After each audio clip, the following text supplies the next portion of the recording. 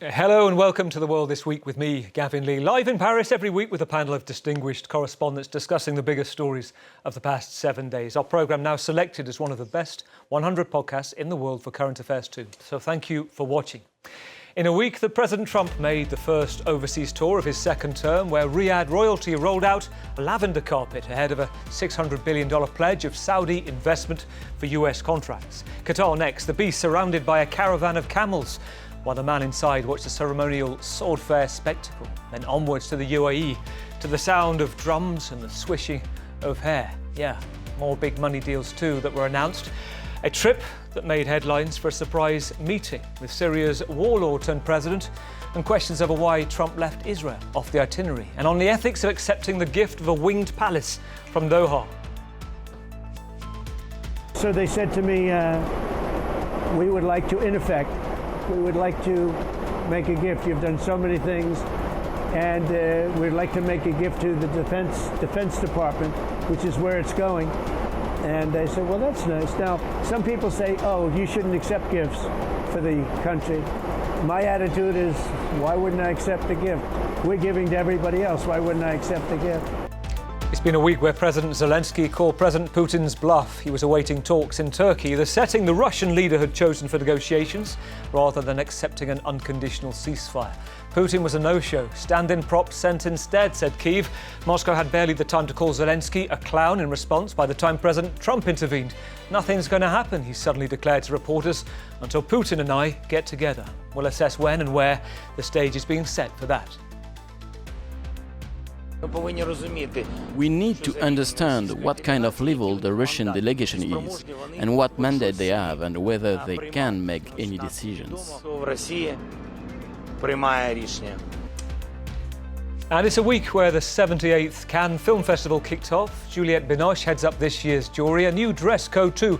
No nudity or voluminous gowns. And honorary Palme d'Or too, already awarded to Robert De Niro, who used the acceptance speech to criticise President Trump.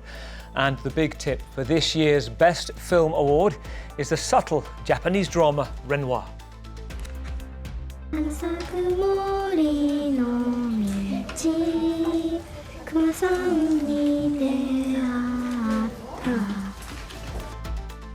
To my grand jury, the distinguished panellists joining me on tonight's programme.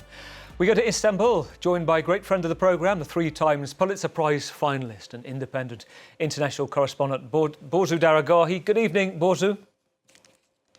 Thank you so much for having me on. Now, I remember, Bouru, last time we spoke several months ago, we talked about the chat GPTization or things of grokification, if that's a word, of things as well. This week, Google is launching Gemini, its AI Kids edition for under 13s. And I note from your social media, you've already had the email advertising its services and what appears to be an opt-out letter, not an opt-in one. And you've raised a number of ethical questions about it. Oh, that's an interesting question to put to me. Yeah, I think that this is just a leap into the unknown. And I've mentioned this on this show before. I've written about this before. We are entering this new age where we're handing these, rather sketchy oligarchs control of some of the most crucial aspects of our civilization and our humanity with very little public discussion, with very little regulation. And it's dangerous and it's risky, and there should be at least some discussion about it before we give these people who are so unaccountable and have such bad track records so much power. It is very interesting, and to which UNICEF recently said that there should be for AI and chatbots a minimum age of 13 years old. So this coming at a time seeming counter to that. It's going to be brought out first in the US and in Australia too, because it doesn't count as part of the social media laws where there is a minimum age being brought in of 16, because it's a chatbot is considered different. Great to have you with us, Bouru, on that issue as well. Let's go to Kyiv. Let's bring in Janine De Giovani, seasoned war correspondent, award-winning author of 9 books, including The Morning They Came For Us, Dispatches from Syria, and CEO of the Reckoning Project, which trains journalists in documenting war crimes in Ukraine and the Middle East. Janine, it is great to see you. Tell me about your week this week in Ukraine. Well, I've just arrived. I'm on my way to Kharkiv with my team. We are still looking at the deported Ukrainian children, 19,000 of them that have been taken by Russia, brought to inside Russia to be forcibly adopted, but also part of a larger scheme to basically take away these kids' Ukraine identity. Their names are changed, their birth certificates are taken away, they're placed with Russian families. And this really is part of a scheme to take away their future.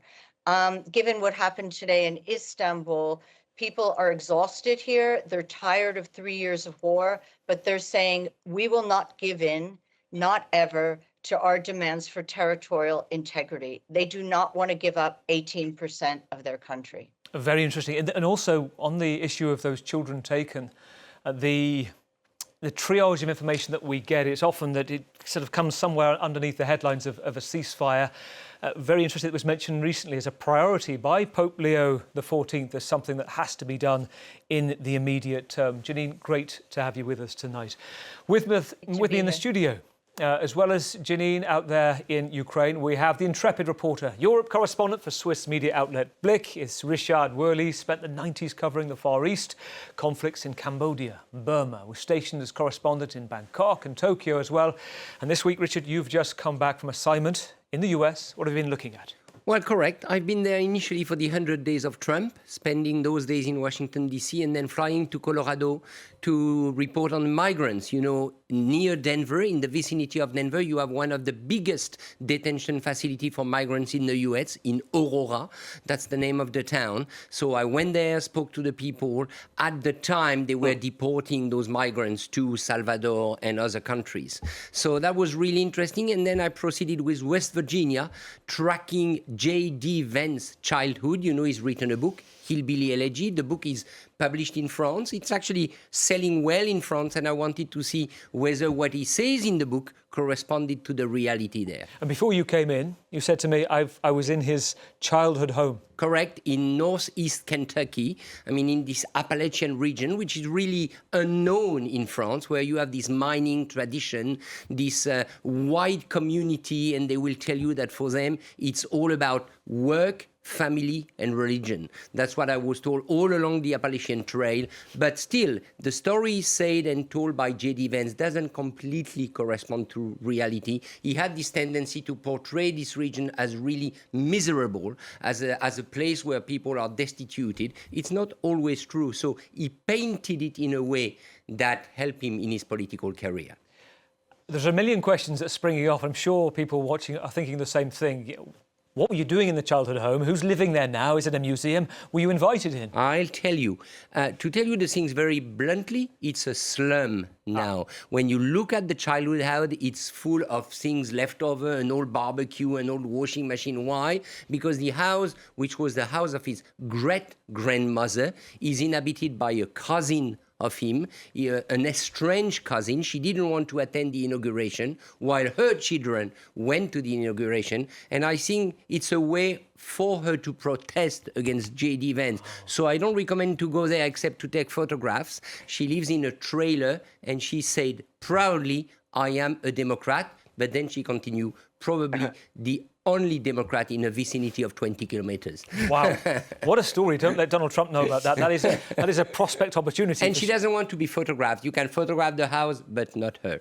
Brilliant. Great story. Great to have you with us. Also worth saying as well, Rich is the author of The Ball of Illusion, What France Believes and What the World Sees. So that gets us the ball rolling tonight. We also have Ketavan Gojestani, our International Affairs editor. Ketavan, former Washington correspondent as well. And I am minded to say that when we watched this first trip of Trump's second term in office, did you have FOMO that you would have wished to have been on Air Force One?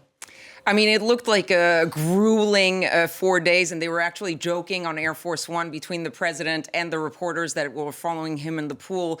He said, "You guys have good stamina," and so it looked like it was a hard one. But I did follow almost every minute very closely, reporting on it from here and talking about all the different steps and different legs since he took off from Washington. So not too much FOMO. OK, and a key person to be with us tonight as well. It was King Khalid Airport, Riyadh, at 10 to 10 in the morning that Air Force One touched down and President Trump received a very royal welcome. Crown Prince Mohammed bin Salman personally greeting the president. He was then escorted to the royal court for traditional Arabic coffee. which he didn't drink. Onwards to the Ritz, where in came Elon Musk, leading a US business delegation alongside key Saudi ministers. A sense of the enterprise behind the scenes about to be made public. Exactly 8 years ago this month, I stood in this very room and looked forward to a future in which the nations of this region would drive the forces of terrorism and extremism, drive them right out of existence, and take your place among the proudest, most prosperous, most successful nations anywhere in the world as leaders of a modern and rising Middle East. So exciting, so exciting. Mohammed, you sleep at night? How do you sleep? Huh? Just thinking.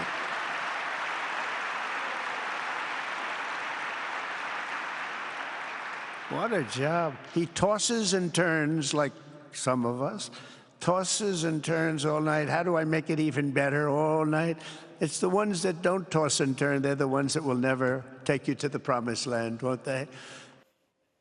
It was a 50-minute speech full of praise for the Crown Prince, for his own administration and for the arms deal that he was announcing as well. $142 billion of Saudi investment, part of a total of $600 billion package, said the White House. And to top it off, he finished by introducing his friend, the Crown Prince, to the stage, to YMCA.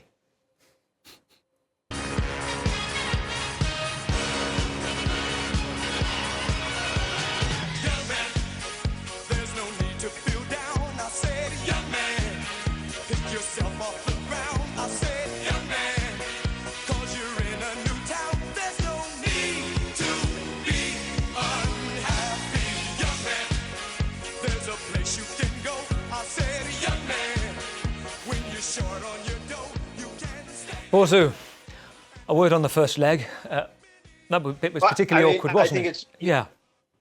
I mean, you have to note the irony of an LGBT anthem being used by, in a country that is, I mean, the village people are famously very, very gay. And this is a country where homosexuality is outlawed and gays are flogged, if not worse. So I think that's pretty important to note, I guess. But I would also just say that a lot of these deals, if you look at the fine print, they are memorandums of understanding. And a lot of them were also just deals that have been in the works for some time that Trump is taking credit for. And also there's certain things that are like the UAE has always wanted chips from NVIDIA, from that advanced chip maker. They've been coveting having a status as an AI hub, so to speak. And the Biden administration was very concerned about transferring that technology, and Trump just okayed it. So these are things that would have happened. They're not, a lot of them are, maybe there were some new deals forged, but a lot of the stuff is either very thin memorandums of understanding that are not enforceable, or deals that were long in the works. It's very different as well. You've reported a lot on this in the past. A very different relationship between the Crown Prince with this president than his predecessor. I think last time there was an issue over the handshake. They ended up doing a fist bump in the end, President Biden. There was the focus on Jamal Khashoggi, they killed as where you are in Istanbul at the Saudi embassy, the consulate there. That's notable too, isn't it? I mean, the issue of human rights, though, you can't even talk about it with the Trump administration, and increasingly with Republicans in general, except when it comes to countries they don't like Iran or North Korea. But the hypocrisy on the human rights stance with regard to most Republicans is sort of evened out with the Trump administration, because they're not really hypocrites about human rights. They bluntly don't care about issues such as that. Richard, you're just back, as you said, from the States. This is about what Trump can take away, isn't it? What he can show as a trophy cabinet, the immediacy of something instantly tangible. You're right. It's about the number of zero on the check. That's all. And when I was in the US, the controversy about the plane that was given to Qatar, the presidential plane, I asked several of my American friends, are you shocked by that? The fact that a country, Qatar, is offering the presidential jet? And those people I was speaking to were saying, no, they should give two, because there is a need for a replacement plane whenever Donald Trump travels. So I think we live now in a different world in many parts of the USA, where this argument made by Donald Trump that everything is about money, everything should translate into check, everything should translate into investment, even, and that was said, even if it's only a memorandum of understanding, for the people there in the US, especially when Fox News report about it, it is seen as contract, as investment, as something which is done. And what can you say against that? You talk to people and they say, you see, whenever he travels, he brings money back. And that's the good news. So I think money remain at the moment his best argument. And there's a lot to consider here. To break it down, I think, chronologically, given the scope of the week and given the effects and ripple effects politically of what's just happened in these 4 days, ethically, as Richard talked about, economically as well. So before moving on to the second leg in Qatar, President Trump met Syria's leader. It was a will-he-won't-he moment. The American president shaking hands with a former al-Qaeda operative who, up until 5 months ago, had a $10 million bounty on his head. He was wanted in the US. But that was before his Islamist rebel group HTS had toppled the dictator, President Bashar al-Assad, and one that's emerged this still image of the meeting, Trump telling reporters it was, quote, an attractive guy, very strong past. He was a fighter, adding that he's got a real shot of holding it together. Janine, Syria is a huge part of your life. You've covered the conflict since 2012. Tell me what you've made of the significance of this moment. Yeah, and I just got back from Syria. So this is a real turning point. It's definitely a major policy shift. It's a huge moment for Syria. With the lifting of the sanctions, 90% of the country, remember, lives on the poverty line. 25% are jobless. So this is going to have a huge impact on them. When I was in Syria, I mean, buying a sandwich on the street requires having a huge amount of cash on you. Everything is so expensive, incredibly expensive. So this is really giving the Syrian people a moment when they're saying, okay, things are going to turn. The lifting of the EU, the UK, and now the US sanctions is, I mean, I hate to quote Trump, but a chance at greatness. It also means that they can get foreign assistance, a lifting of the arms ban, and economic interaction with the US. So this is something they have been looking for a long time. I think that, we need to give Syria a chance right now. It's a critical moment. It's a really important moment when they need this more than anything. Already, the Syrian pound has strengthened against the dollar by 25%. But there is one thing that's really important, and I have to stress this: corruption. We've got to keep a really close eye on corruption, on economic reforms. And I always look back to Bosnia post-war, where I covered the war in Bosnia for years, but in the aftermath, the amount of money that was poured into Bosnia that then disappeared. So we can't make the same mistake with Syria, although I am hugely in favor of giving this new government a chance. I think they're trying. I think they're trying to be inclusive of more women. I think they're trying to work with the Kurds. And I think that this is a moment that they need our support to get on their feet after decades and decades of repressive and authoritarian regime by the Assad family. And those conversations you're having on the streets, Janine, given that you've been back and forth there for so many years, how different are they now? To what extent do people feel like whatever happens is better than what came before that? And to what extent do people feel, in conversation, still fearful about what could come? No, it's unbelievable, because I spent years taking testimony in Syria during the war on both sides, on the Assad side until I got kicked out in 2013, and then from the rebel side, where I crossed numerous times through Aleppo. People were terrified, even then, even on the opposition side, to talk about the crimes committed by the Assad family. They were scared. This time, not only I interviewed prisoners who were released, I interviewed a lot of chemical weapon victims whose entire families have been wiped out. I went to Homs, I went to Hama, I went to Daraa, I went to Tadamon, I went to Western Ghouta, Damascus, throughout the country. I was shocked at how freely people wanted to tell me about what happened to them during the Assad regime. I actually said, you don't have to give me your name. You don't know what's going to happen. Let's be cool about this. No, they said, we want our voices to be heard. We have been silenced for so long. Wow. But what's really important to remember is that in Iraq, and Bouru was there with me in the Saddam years and in the fall of Saddam, people couldn't speak so freely for a long time. The trauma they endured took them, for me anyway, months and months and months after the fall of Saddam to still get people to give testimony to the horrors that they had experienced. So I have to say, this trip to Syria, where we're going to launch a program, the Reckoning Project, was extraordinary to hear people coming out from years of fear, repression, trauma to tell their stories. Really interesting to hear, Janine. Just listening to that, Ketavan, I'm interested from what you're hearing on two things, actually. One, on the sanctions being lifted, the kind of feeling from both the Democrats and the Republicans. Are there outspoken voices against that idea? And also, to Richard's points a moment ago as well, the idea of this winged palace being offered by Qatar. There is some resistance to that, not just by the Dems, but on the Republican side too.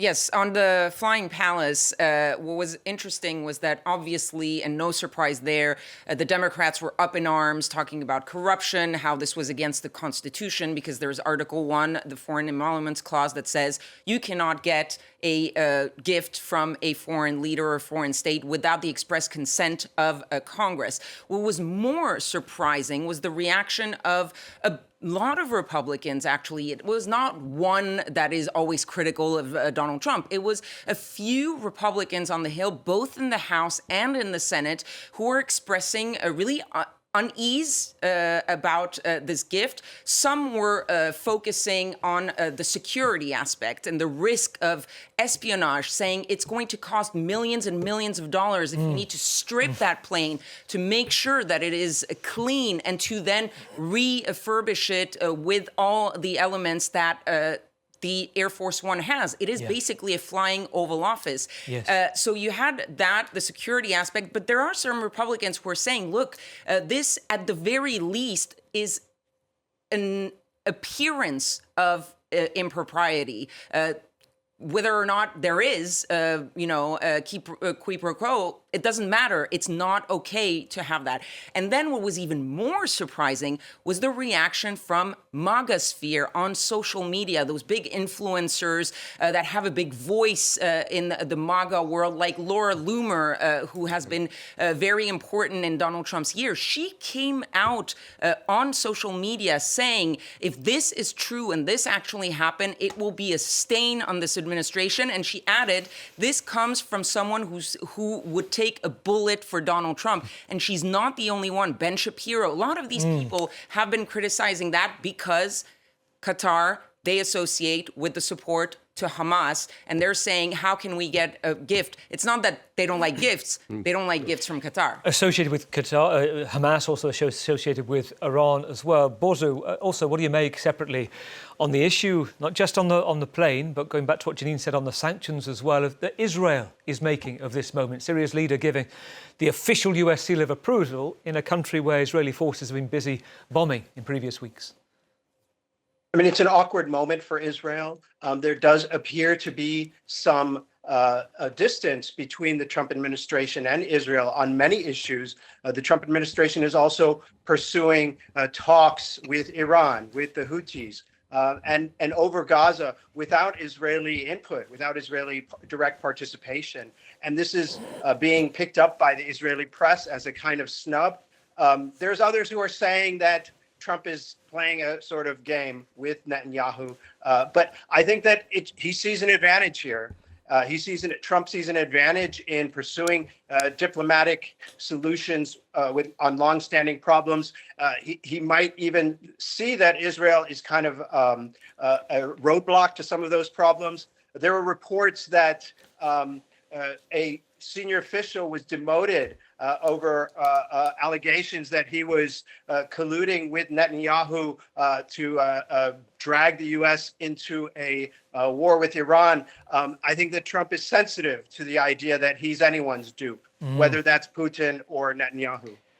I want to talk also briefly about handshaking this week. President Trump is on the record saying over the years he doesn't like it. He told Matt Fry at Channel 4 News it was, quote, not a great custom. It's been proven that someone has a horrible cold.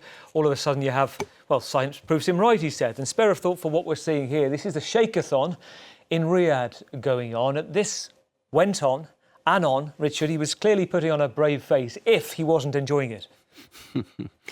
Well, when you want to receive big checks, there is always a price to pay.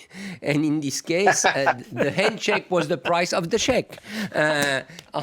That's the way it is. And Trump is a seller after all, so we understand that's the price of the deal in a way. But he didn't seem to be very comfortable throughout the ceremonies in Saudi Arabia. From the very beginning, he didn't drink that coffee that normally you would drink. Apparently, he fell asleep at some point. So I don't think that for him it was great moment. The only great moment, I believe, was when the Prince bin Salman confirmed that he will do this investment of 600 billion, I believe that's the figure, in the US. He seemed to be, Donald Trump, much more at ease in the UAE, but it's also true that you have always the time difference issue, and keep in mind that he is 78 years old. And he is a germaphobe. He has said it himself back in his first term. Even before COVID, he's someone who, if he can avoid it, will avoid a handshake. So this is really something tough for him to do. This is okay. Well, let's just whiz through the rest of the tour because some significant issues did happen. We talked about the Doha winged palace. Day 2, Trump arrived at Hamad International Airport, Doha, Qatar. 300,000 people in a country that's emerged as a key broker in the attempts for a Gaza ceasefire, where senior Hamas political leaders, as we mentioned, have been based. After meeting US troops based there and attending a banquet, President Trump brought along the head of Boeing to his meeting with the Emir, Sheikh Hamad bin Khalifa Al Thani, and came out with a deal worth $100 billion. Qatar Airways making a reported record offer of buying 160 Boeing jets. There were ethical questions, we said, about the business empire, his plans for a $5 billion beachside golf resort in Qatar, announced by Trump's sons this month as well. There are many headlines of political and ethical significance. I also want to talk about something else that wasn't on the itinerary, Janine, and that was Israel. There are reports that Israeli diplomats were trying to talk to Trump's team up until the moment he set off to the Middle East, saying, add us to the agenda. He said, no, now's not the right trip. It has to be separate. What do you make of that? I thought it was extraordinary. Netanyahu was sidelined. And I have to say there was something quite satisfying about it, in the same way when Obama sidelined him in 2009.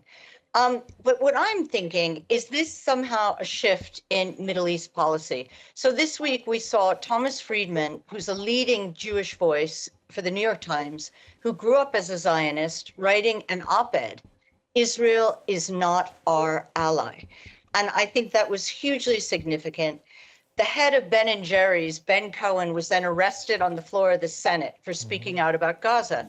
I feel as though, with The Economist publishing this week that the figures in Gaza are probably 100,000 dead rather than 55,000, which we originally thought, I feel as though there is a shift that is coming.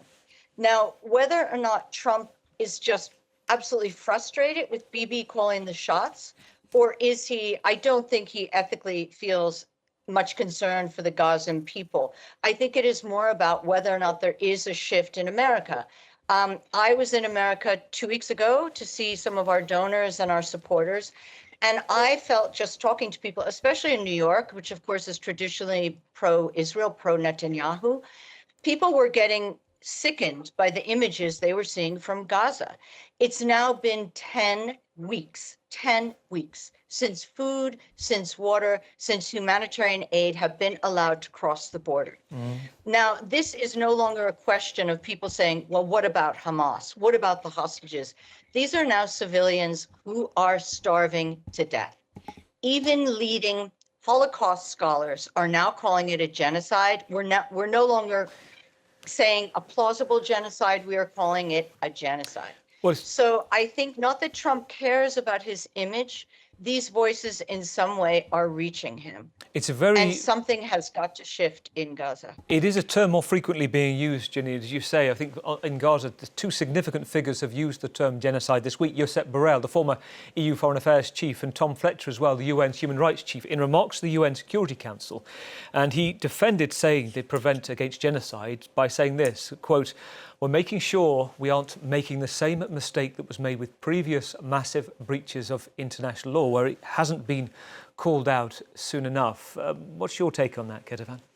Well, I think what was interesting also to just to double up on what Janine said, is that the shift that you see in the sort of policy, you also saw in Donald Trump actually talking about the Palestinian people and what was happening in Gaza.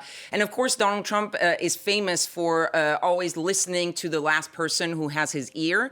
And he was, during this trip, surrounded by people who have been strong supporters of the Palestinian cause, of the Palestinian people. And the fact that he came out in public to talk about the humanitarian situation in Gaza was actually, he didn't say anything about what he was going to do, but the simple fact that he mentioned it was already a huge change of tone, at least. And Donald Trump may not ethically care about the Palestinian people. He also is not ideologically in support of Israel the way some people in his administration are, who are actual Zionists, who are very supportive of Israel. For example, the one he named, Mike Huckabee, as ambassador in Israel, who is an outspoken Zionist. Donald Trump wants what's good for the Americans. And right now, maybe he looks at Israel and he doesn't see what he can get out of supporting Israel up front. Hence, going back to the itinerary, to which was no instant tangible goals to bring back. Israel notably rejecting any accusations of genocide. It says it respects international law, has a right to defend itself, particularly with what happened in regard to October the 7th. Meanwhile, the ICJ and the ICC are investigating genocide or war crime allegations against the government of Israel and the Israeli Prime Minister, respectively, both involved in the evidence-gathering stage at this stage. Next Saturday morning in Kyiv, Britain's Prime Minister, Keir Starmer, said, quote, "We're calling Putin out," as he stood alongside Emmanuel Macron, Friedrich Merz and Donald Tusk on a European solidarity trip to meet President Zelensky. "Agree to an immediate ceasefire tomorrow," he said, "or there'll be further sanctions. The US is with us too," they said, called President Trump, meanwhile, on a conference call to prove the point. President Putin responded early hours Sunday, gaslighting, game-playing, no mention of a ceasefire, but creating a new path to a truce with a direct meeting arranged in Turkey for Thursday. He didn't say he'd be there, but President Zelensky did, and come Tuesday was waiting in Ankara, calling the Kremlin's bluff. Moscow was accused of sending a dummy delegation, a low-level team, sans Putin. Diplomacy turned to insults. The Kremlin called Ukraine's leader a clown, a loser, and the goalpost shifted again. President Trump saying on his plane, as we heard, nothing's going to happen until Putin and I get together. Bouru, no extra sanctions, no ceasefire. President Trump talking about this Trump-Putin get-together. Where do you think President Zelensky factors in all of this? I think that's an interesting question. I think Zelensky is holding his own. He's building credibility with the Europeans. Trump has avowedly and famously kind of ditched the Ukrainian cause. There are institutional factors in the U.S. that have block that, so to speak, and that includes, very influential members of Congress as well as the security establishments. They support very much Ukraine and will resist any attempt by Trump to hand parts of Ukraine to Russia. The idea that Russia is not interested in peace, it jives with history. This, especially with Putin. Russia does not have a great track record on honesty. It has ended wars when it has lost them, and that goes for centuries. So I think that if any student of Russian history will know that any attempt at a kind of negotiated honorable settlement will not be possible with this Russia especially. And one thing that strikes me, Janine, just listening to Bouru there, it begs the question, doesn't it? Why hasn't Trump, quote, gotten together with Putin yet? And at the same time, I don't know if you're hearing this in Kyiv as well, there are reports of a major Russian offensive starting in the next few weeks to take more of Ukraine. And I just wonder to the extent that is being reflected where you are as well. Absolutely. Look, I've gone through 3 Putin wars: Chechnya, Syria, and now Ukraine. You can't call Putin's bluff. I think it's kind of absurdity to think that. Even while talk was going on of a ceasefire, he was mobilizing 120,000 more soldiers, raising the monthly fee that they would be paid, and making more plans for furthering the war. Now, on the other side, with the Ukrainians, I constantly have conversations with Ukrainians from all levels of society, my team, but also analysts, journalists, ordinary people. What would it take to end this war? Would you give up Crimea? The answer is always no. The answer is always that in 1991, when a referendum was called, nearly all of the population of Ukraine said that they wanted their sovereignty. So after 3 years of really bitter fighting, where you cannot drive through a village in Ukraine without seeing pictures of soldiers that had been killed. And remember that the mobilization in Ukraine, the way it works is that when you're sent to the front line, you're there for 3 years. So these guys and these women have been there for 3 years. Do you think they're going to give up 18% of their country? No. So, I mean, there is a real stalemate here, but I do want to point out one thing, the prisoner swap. So we do have to think that even though we can say the talks have been a joke, my friends here are saying it's been completely ridiculous. There are 1,000 prisoners that are going to be swapped. Now that is something.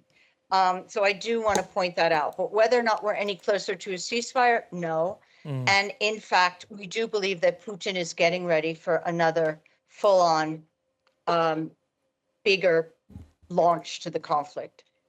And meanwhile, Richard, it feels like the world is being strung along, doesn't it, with President Trump not appearing to show any urgency in putting significant pressure on Putin. And is Trump being made to look a fool here? And what his team seem to say is, no, he's wearing Putin down. Well, my impression is that Trump still wants the photo opportunity with Putin. He wants his summit with Vladimir Putin. He has sold that to his American public opinion, to the American public opinion and to his electorate. And for him, and he said it in the plane, I believe in the presidential plane, he said that no peace can happen, nothing can happen if I don't meet personally Vladimir Putin. So what we are seeing at the moment is the preparation. He probably thought that he would meet Putin earlier, but Putin made it impossible by refusing to make any concession. But in Donald Trump's minds, it is still him who lead the show and him who will make peace possible. Is it true or not? Then that's another question. But he will try, I believe, to have this meeting with Putin.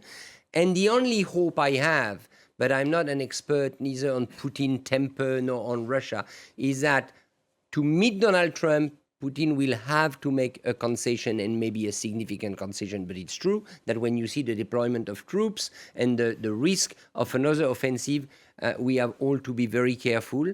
Remember, Trump met with Kim Il-jung in North Korea and it didn't have any effect. And North Korea is more threatening today than it was 10 years ago. That's why there's credit to you as an intrepid reporter, not only in the childhood home of J.D. Vance, but also attempting to get inside the mind of President Trump, which is a challenge in itself. Also... But Ketavan knows better. Well, this is my point. What to which, if there is a point, it looks clear that Putin isn't going to play the game, not just to people in the room and in Europe, but to the White House. What is the strategy? Do you have a sense, is it walk away?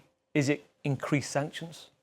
Look, it's unclear what exactly Donald Trump wants to do next. What appears to be the case right now is that he hasn't reached the point where he's willing to just go full force on those sanctions, even though earlier today, Europeans were sitting down in Albania with Zelensky. They called Donald Trump, and according to Keir Starmer, they agreed that Russia's requests and conditions were unacceptable, and they agreed to keep coordinating and possibly for the next steps. You have at the same time Senator Lindsey Graham. He's someone who has supported Ukraine for a long time. He's also someone who's very close to Donald Trump. He was in Turkey. He briefed the Europeans on a packet of sanctions that he's apparently preparing in Congress if Russia doesn't come to the negotiating table in a good faith. So they're preparing, and there are people in Trump world that are pushing him to be more aggressive on Russia. Even though it doesn't fit with the MAGA view, there are still some hawks on Capitol Hill. And I actually, when I was in Washington, because I think we were all in Washington a couple of weeks ago, I met with one representative very close to Donald Trump, and his team was telling me that their strategy is not to go the way of Vladimir Putin doesn't want peace, but go to Donald Trump's character and tell him that Vladimir Putin is playing him. And you saw that strategy actually play out yesterday when Vladimir Zelensky, I think it was yesterday or today, said not only is it disrespectful to us not to show up, he said, we know that they have no respect for the Ukrainians.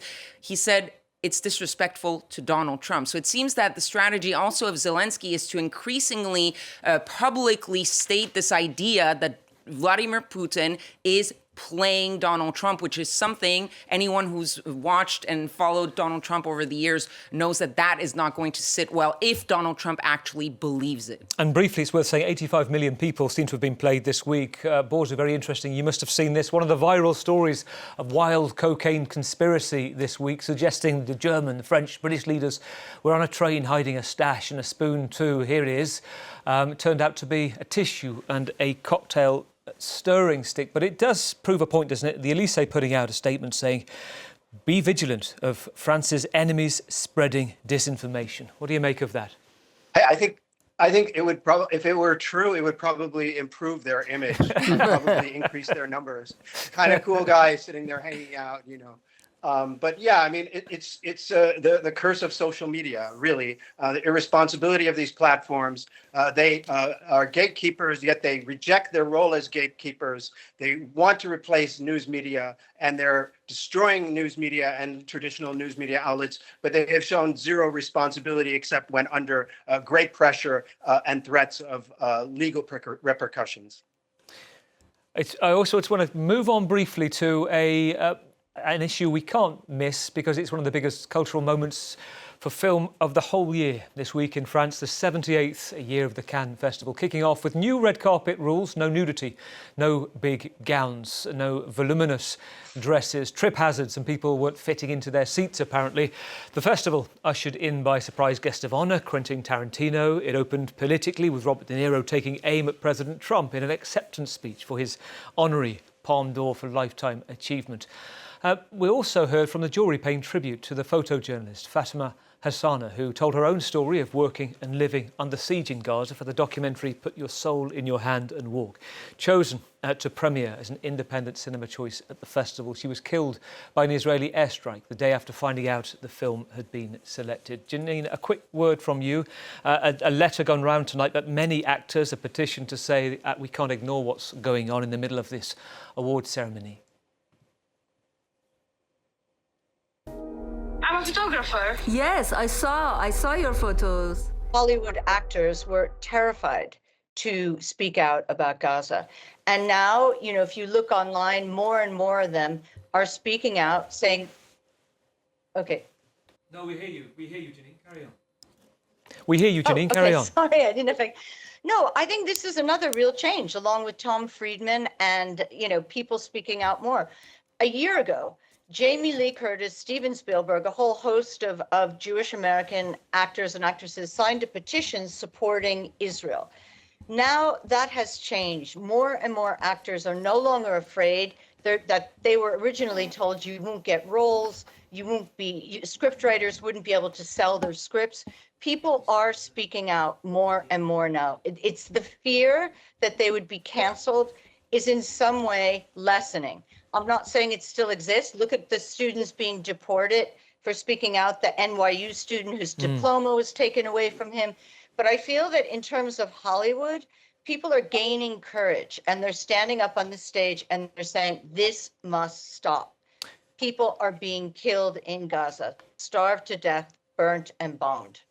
Janine, always good to hear your view. I just want, on the wider point, you have 20 seconds, Richard, to send us off into a nice weekend. Your view on this new position, a ban on nudity, a ban on long train dresses. What do you think? Well, ban on nudity, when I saw some of the dresses of actresses, especially one French actress who is playing alongside Tom Cruise in Mission Impossible, I have my doubt. It seemed to me, I asked at the beginning of this program how you say décolleté in English, and I got two words, cleavage from Ketavan and décolletage from you. So it seems to me that the décolletage is still quite visible, but I don't know exactly the norms. Always good to hear your thoughts. Richard, thank you for your time. Richard Bouru, author, long-term world affairs correspondent, European correspondent for Swiss media outlet Blick. To my panel from Istanbul, three-time Pulitzer Prize finalist, international correspondent Bouru Daragahi. In Kyiv, Janine De Giovani, renowned war correspondent, author, CEO of The Reckoning Project, and our international affairs editor, Ketavan. Thank you all. And a quick word, the coveted prize for Cannes, still to be revealed. We'll leave you with Tom Cruise on the Cannes Croisette, talking about the last Mission Impossible movie, The Final Reckoning. Very interesting. We will see you, I hope. Thank you for watching. Your mission, should you choose to accept, it is to join us in 7 days for the world next week.